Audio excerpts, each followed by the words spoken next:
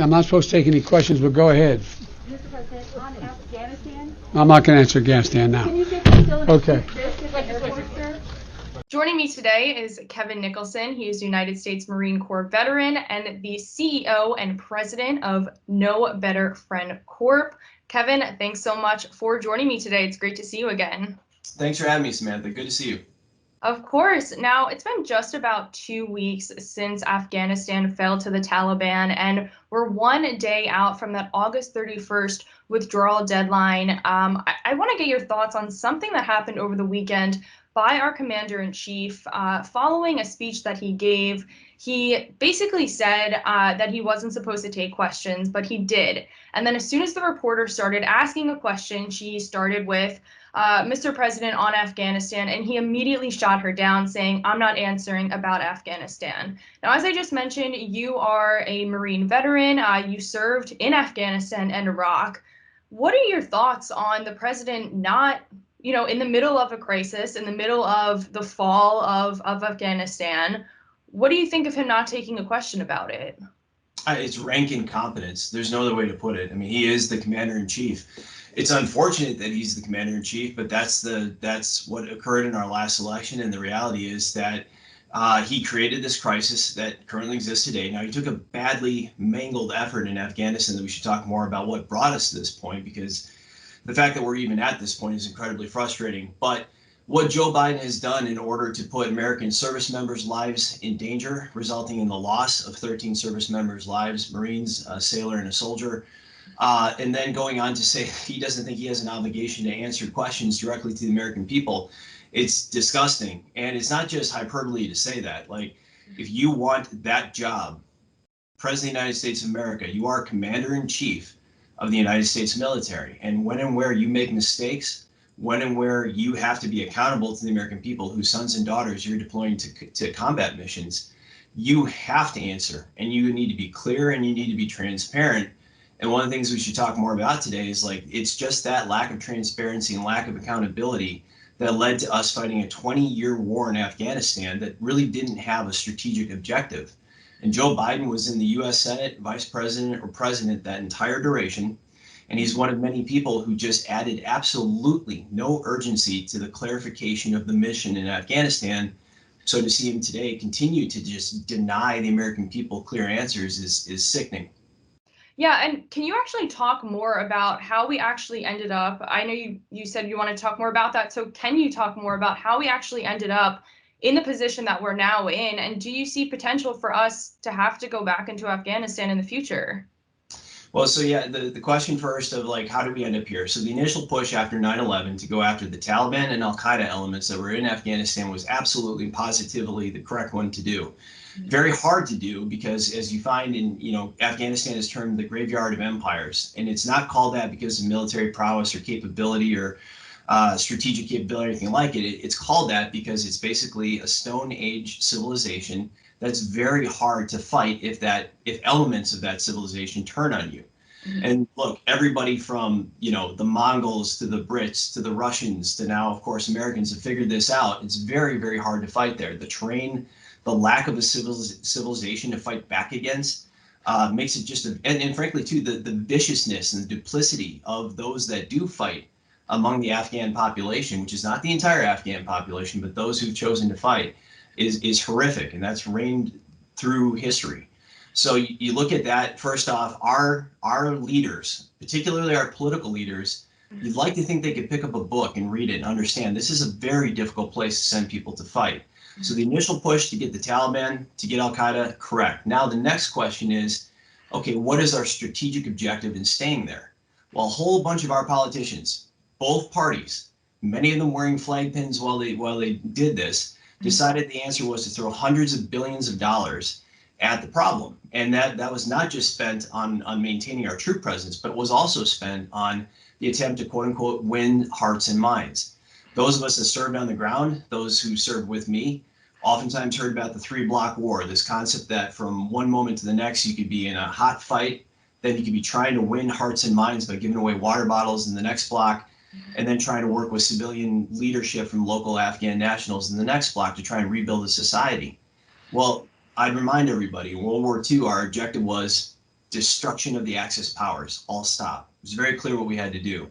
The Marshall Plan was instituted after the war in order to rebuild societies where we had to fight. Here in Afghanistan, we commingled these two. And you did it in a society in which, again, it's hard to tell up from down. I've described it many times. It's like a funhouse mirror room in that you just can't tell what's happening in Afghanistan. You can ask the same person 5 questions in 5 minutes and get 5 different answers. And it is that kind of place. And so what we needed was strategic clarity to say, this is our end state and our objective. We never really got that. It was just continue to try and win hearts and minds. We'll throw money at it. Many of those billions of dollars went to waste, to graft, and some of it went to turn on us and to try and kill us. And so at the end of the day, I always thought the only thing we could realistically accomplish in Afghanistan was the creation of regionally based security forces that could ultimately fight the Taliban on a regional and local level. All that would do in a best case scenario is create equilibrium. Our political class didn't want to hear that. They wanted to try and create a westernized republic, which was the most absurd concept in the world. And one of the horrific things that came out of this was all these places that we built schools and tried to put in place a society that we would respect. Many people were put right into the crosshairs, including many young children, including many young girls that we sent to schools and that we ultimately were unable to secure, putting them in mortal danger. And my bottom line is, yes, Joe Biden's an idiot. He's incompetent. He's mangled this horrible situation even worse. But there's a lot of people in Washington, D.C. that are accountable for just ignoring Afghanistan as it rolled on for so many years without clarity.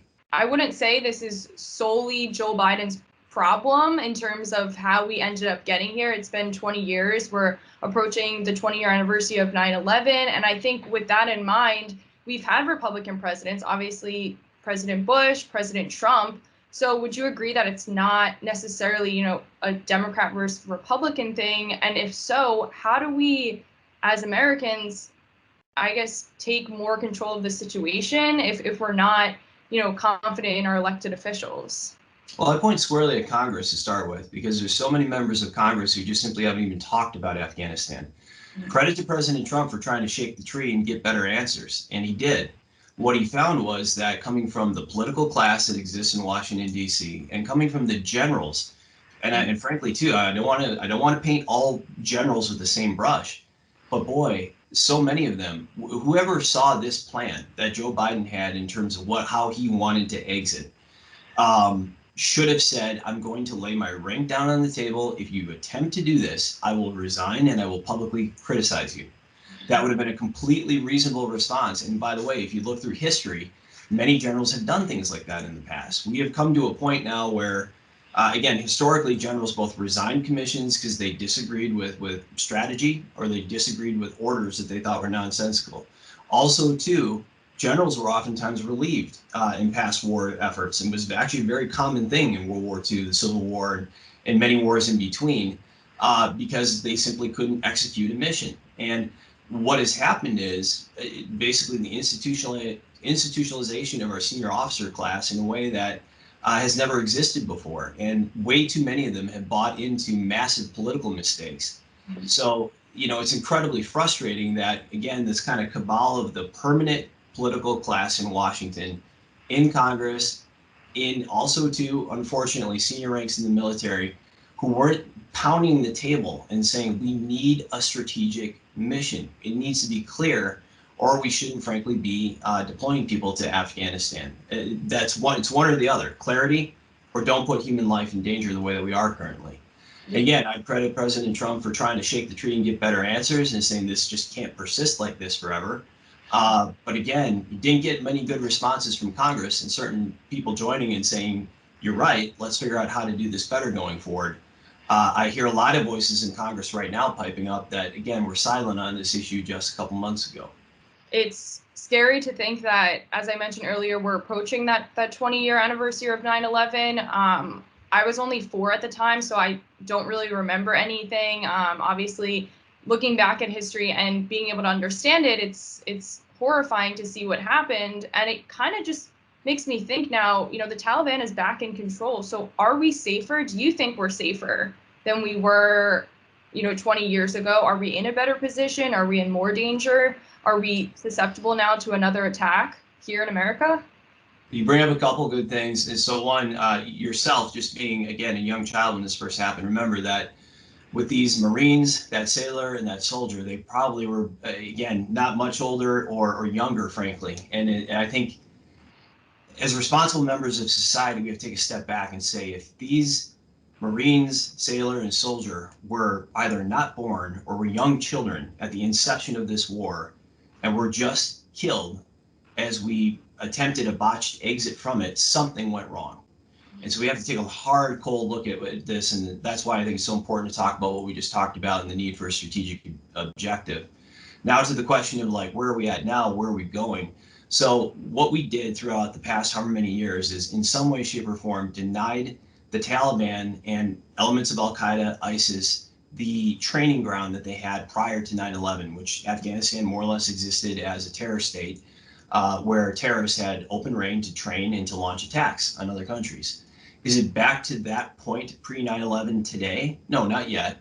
But is it headed that direction very quickly? Yes, unequivocally. And I think that anyone who would say otherwise is kidding themselves. I've seen some statements coming out, again, military brass and coming from the White House, who nobody should trust in any matter right now of any importance, saying that they can execute targeted strikes. Joe Biden says he's going to go out and get the people who did this. Well, that was hard to do when we had thousands upon thousands of boots on the ground. Our intel was oftentimes wrong. Even with the drones and their strike capabilities that we had, it was extremely difficult to reach into the nooks and crannies of Afghanistan and get these people.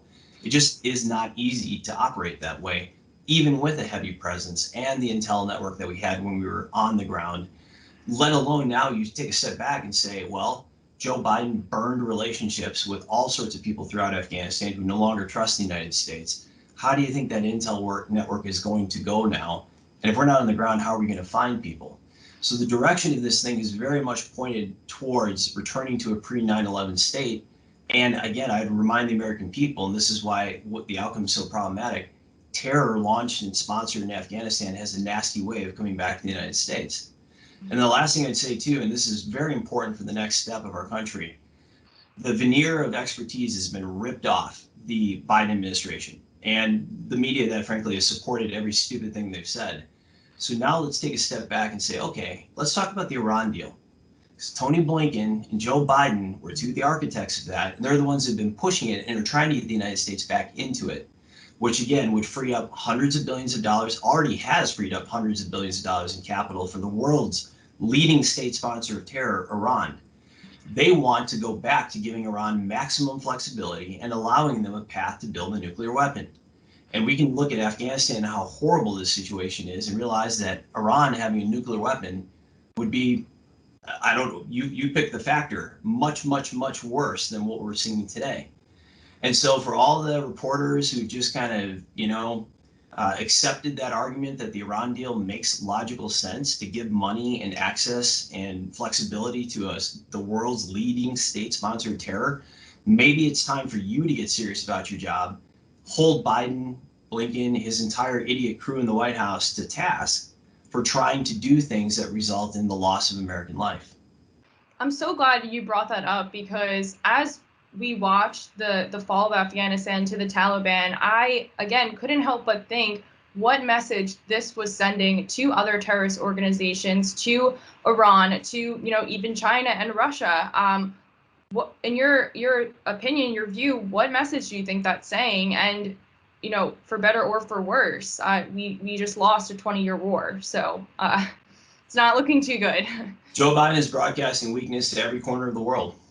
This is not surprising. I think anybody who paid attention during the campaign, who not only understands what he represents, which is incompetence and weakness, but who looks at the broader Democrat Party and the left, which is basically trying to cannibalize America at this moment.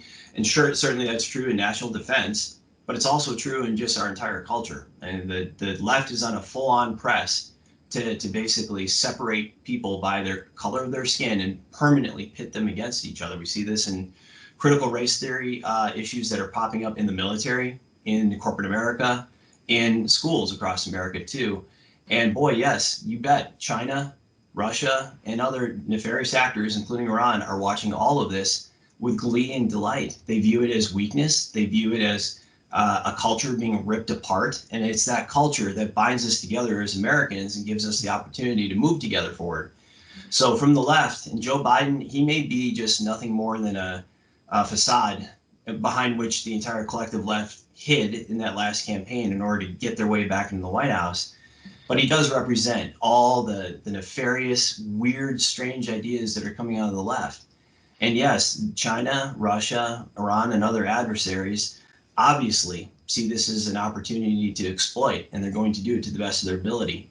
And I'll tell you, and I don't want to overplay this, like, yes, of course, this has had, I talked to my friends in uniform and talked to some of them yesterday and the day before, and they are disheartened by what they've seen. And this is frustrating to talk about it.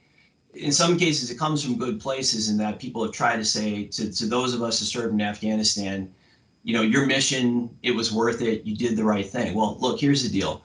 On a day-to-day, anyone who served with me, we understood what our mission was rolling outside the wire. We knew what we had to do. We knew what we had to accomplish, and we knew what we had to do, try to get everybody back alive. That was clear. And also, too, anyone who served with me understood what we were doing right, what we had to do better. That was perfectly clear, too. What I could not express to the Marines, the soldiers, the airmen, the sailors who served with me was, what is the strategic objective and why are we risking our lives in the first place? What's the end state of the commanders at the political and the highest levels? That was never clear. So today, now to come back to us and say, oh, don't worry, you did a good job and the effort was worth it. That's hard to make that case. And how do you make that case to the parents, to the wives, to the husbands, to those that lost? It's you know, again, I reflect that mirror back at those who are making that argument and say, okay, so you say it was worth it, but tell me, what was the end state? You know, was it worth it? And again, going after the Taliban and Al-Qaeda, 100% yes, but the next steps had to be more clear. So yes, the trajectory we're on now is a dangerous one. The worst case scenario is returning to a pre-9/11 Afghanistan and a terrorist training ground of, you know, millions of square acres for them to operate in. And I do not believe that we will have the capabilities to just simply go in and targeted strike the elements that we're most worried about. That is absolutely terrifying. I am praying, obviously, for that not to happen, as well as praying for the 13 service members who were just killed on Thursday, their families. As I mentioned earlier at the top of the interview, our deadline to withdraw is tomorrow. So hopefully everyone gets home safe. I know evacuations ended on Saturday.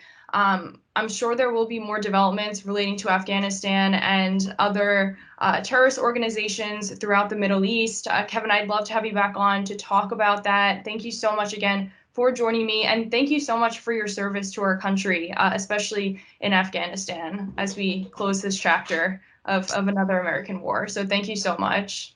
Thank you, Samantha. I appreciate it. And yes, look forward to speaking more in the future.